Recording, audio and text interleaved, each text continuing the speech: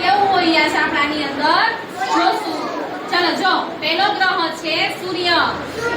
જો બધાએ મારી સ્કેલ છે ત્યાં પહેલો ગ્રહ કયો છે સૂર્ય. જો બધાએ અહીંયા. પછી બીજો છે બુધ. અહીંયા જો બધાએ. ચલો બીજો ગ્રહ કયો છે બુધ. બરાબર. પછી જો આ છે શુક્ર. અહીંયા જો બધાએ આ છે શુક્ર. જો બધાએ આ બધાએ અવકાશમાં હોય. ક્યાં હોય પછી આ છે પૃથ્વી. અહીંયા જો બધાએ આ છે પૃથ્વી.